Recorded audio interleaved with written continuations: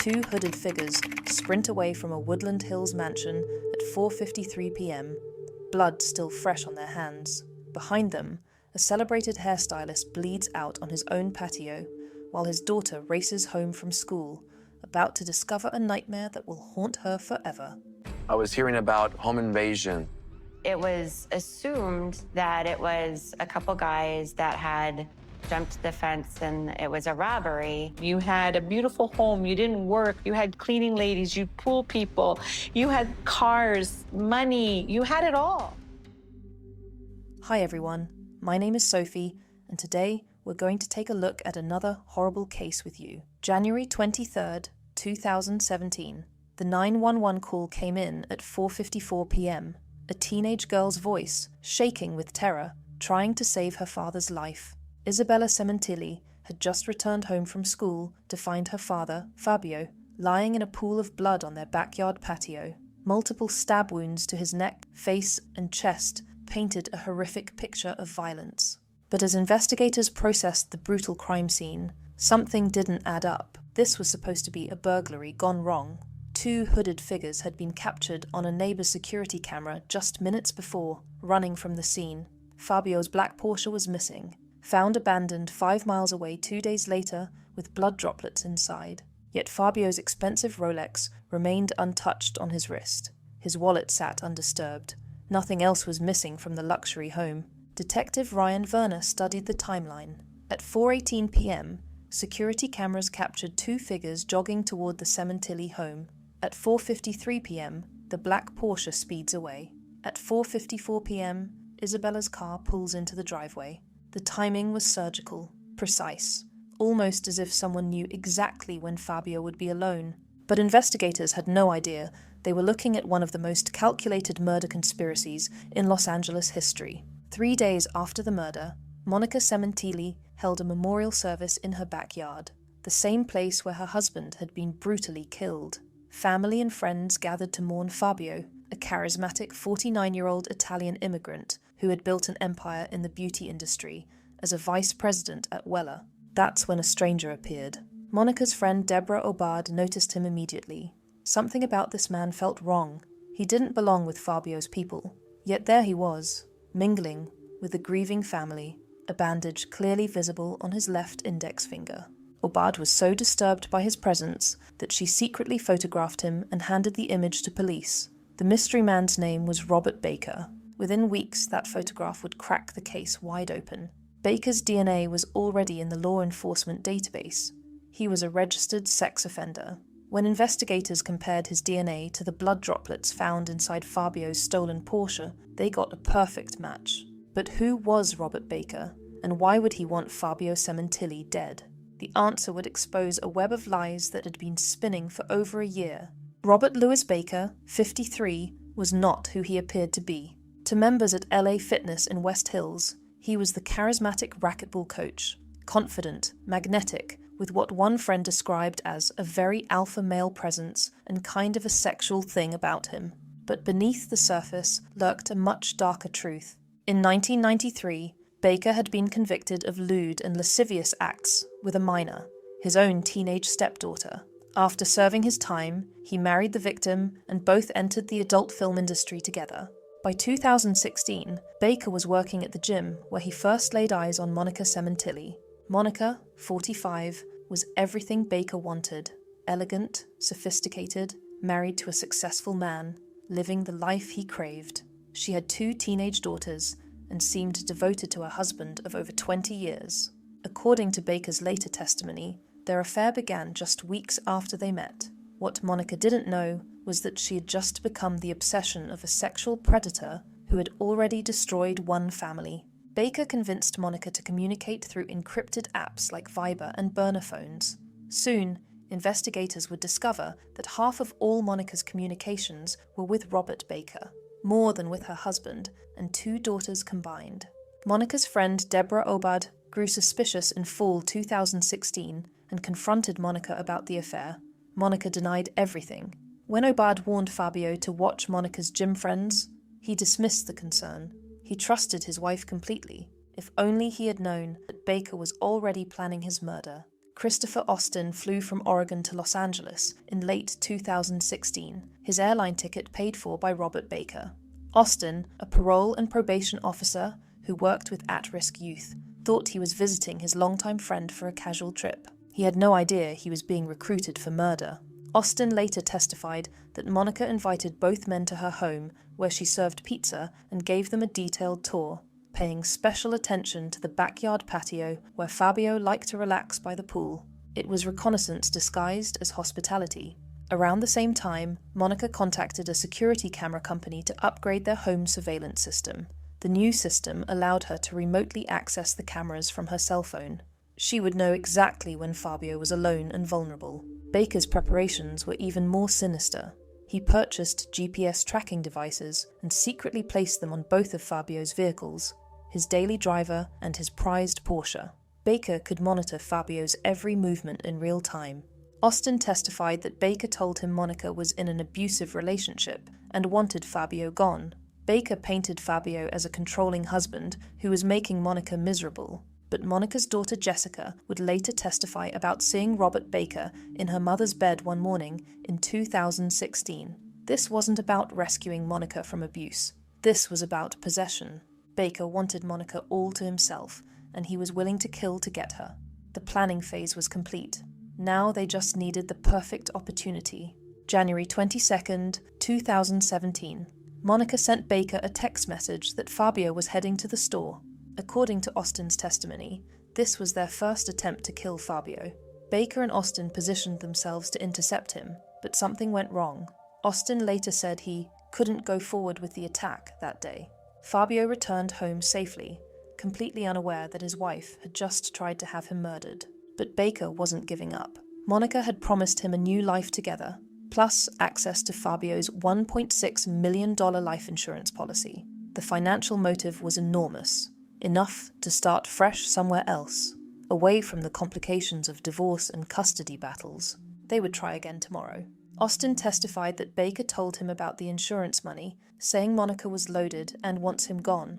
The plan was simple: make it look like a burglary, collect the insurance money, and disappear together.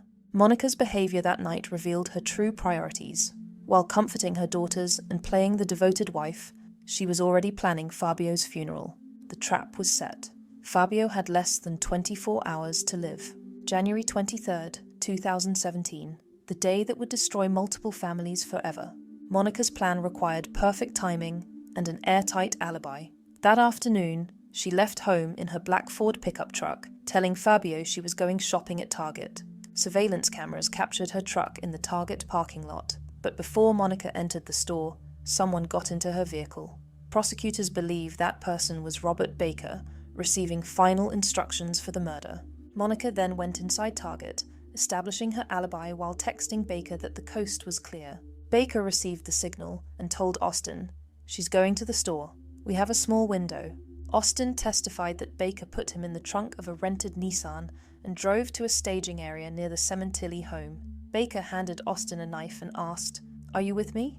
Austin would later tell the jury, "Like a dummy, I said, yeah, and followed him." They jogged toward the house like two fitness enthusiasts out for afternoon exercise, the perfect disguise captured on multiple security cameras. Austin testified that Baker told him, "The front door should be open, meaning unlocked. She's going to leave the door open." When prosecutors asked who she was, Austin replied, "The defendant." Austin testified that the door was indeed unlocked. Fabio was sitting peacefully on his backyard patio, relaxing by the pool after another successful day in the beauty industry. He had built an empire through talent and determination, working with Hollywood stars and mentoring young stylists who idolized him. He never saw them coming. Baker fatally stabbed Fabio multiple times in his neck, face, and chest. The attack was so vicious that Baker cut his own finger in the process, the same finger that would be bandaged when he appeared at Fabio's memorial service.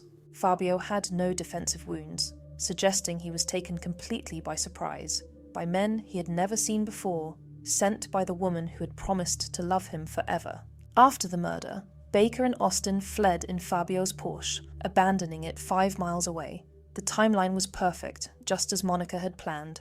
At 4:54 p.m., exactly 1 minute after the killers drove away, Isabella's car pulled into the driveway. Isabella's screams echoed through the neighborhood as she discovered her father's body and called 911. The operator guided her through desperate attempts to save Fabio's life, but it was too late. Monica arrived home minutes later to find police cars and ambulances surrounding her house. Her performance began immediately. When Monica's friend Elise Bluel arrived, a stranger escorted her inside with a warning, "Don't step in the blood." Monica appeared devastated. Bluel remembered, "I'm sitting with Monica." She could not put words together. She was like, "I'm not a wife anymore," over and over. That was her mantra, like she was processing this. But while Monica publicly grieved, she was privately celebrating. That very night, she began asking about Fabio's life insurance policy, wanting to know when the $1.6 million would be released. Her priorities were clear. The money came first. The grief was just an act. For months, Monica maintained her widowed victim facade while secretly continuing her affair with Baker. Police surveillance captured them, taking romantic trips to Las Vegas and Myrtle Beach, with Monica introducing herself to Baker's friends as Monica Baker. She was already living the fantasy of their new life together, built on her husband's blood money. Monica called Detective Jean Parshall repeatedly, asking for updates on the case, DNA evidence, and estimates of when the insurance policy money could be released. She wasn't concerned about justice. She was concerned about collecting her payout, but investigators were watching everything, and the web of lies was about to collapse. By February 2017, Robert Baker was the prime suspect. His DNA in Fabio's Porsche was undeniable evidence. But when investigators questioned Monica about him, she claimed she barely knew the man. Monica told detectives she wasn't sure of his last name and only knew him as Rob.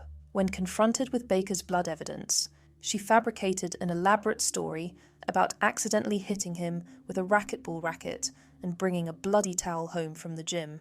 Investigators weren't buying it. For months, they conducted surveillance on the secret lovers, documenting their continued relationship while Monica played grieving widow in public. The evidence was mounting. Encrypted communications, GPS tracking purchases, and most damning of all, their ongoing romance, while Fabio's body was barely cold. On June 14, 2017, police staged an elaborate sting operation. Monica and Baker were pulled over under the pretense of a routine traffic stop and told their car might be stolen. Officers handcuffed both suspects and placed them in the back of a police car equipped with recording devices. On the day of their arrest, Monica told an undercover officer posing as a cellmate, "He's not just my lover. He's my confidant. He's my everything." Even behind bars, their twisted love affair continued. Police intercepted jail letters where Monica signed herself Mrs. Baker and Monica Baker, writing, "It kind of hurts to not be touched or fucked or licked or loved by you." In recorded conversations, Baker told Monica, "I love you, baby. I really do." They were so obsessed with each other that they continued planning their future together, even while facing murder charges. The conspiracy was finally exposed, but the most shocking revelation was yet to come. Christopher Austin, the parole officer who had helped commit the murder, agreed to testify against Monica in exchange for a plea deal. His testimony would be devastating. He described the reconnaissance mission disguised as a dinner invitation, and how Monica had specifically shown them the backyard where Fabio would later die. But in a stunning twist, Baker himself testified for Monica's defense, claiming she had no knowledge of the murder plot. Baker insisted he had acted alone because he wanted her to be around him and with him more, like all the time. Baker's testimony created reasonable doubt, but prosecutors had overwhelming circumstantial evidence. The GPS tracking, the unlocked door, the perfectly timed alibi, the immediate inquiries about insurance money. It all pointed to Monica as the mastermind. Deputy District Attorney Beth Silverman told jurors the case was about betrayal and that Monica deceived everyone. The prosecution argued that Monica left her children at home after the murder because there was no real danger. She knew exactly who the killers were. Monica's defense attorney argued she was guilty of stupidity, duplicity, lying, adultery, but not murder. The jury would have to decide, was Monica an innocent victim of Baker's obsession, or the calculating mastermind who orchestrated her husband's brutal murder? On April 11, 2025, after 8 hours of deliberation over 3 days, the jury reached their verdict. Guilty, first-degree murder and conspiracy to commit murder, with special circumstances of murder for financial gain and lying in wait. Fabio's sister Morella said after the verdict, "Today marks the day of healing. Justice was served today. It's the most beautiful day for our family. Our spirits are lifted. My brother can now rest in peace, and the murderers that have deceived him are exactly where they belong today." On June 23, 2025, Monica Sementilli was sentenced to life in prison without the possibility of parole. The judge said, "In listening to the evidence in this matter, I do find that the defendant was the mastermind in this conspiracy to commit murder." Robert Baker had already been sentenced to life without parole after pleading no contest. Christopher Austin received 16 years to life for his cooperation. Monica Sementilli traded 20 years of marriage, her family's future, and her freedom for a fantasy built on blood and betrayal. Her daughters lost both parents, one to murder, one to greed. Fabio's son Luigi, from his first marriage, keeps his father's Rolex close, saying, "He wore this all the time. He wore it when he died. I wear it for special occasions when I want to feel close to him." Fabio Sementilli had built a beautiful life through hard work and determination. He mentored young stylists, worked with Hollywood stars, and loved his family deeply. Several scholarships and educational programs now bear his name, ensuring his legacy of kindness continues. But his life was cut short by the person who knew him best, loved him least, and wanted his money most.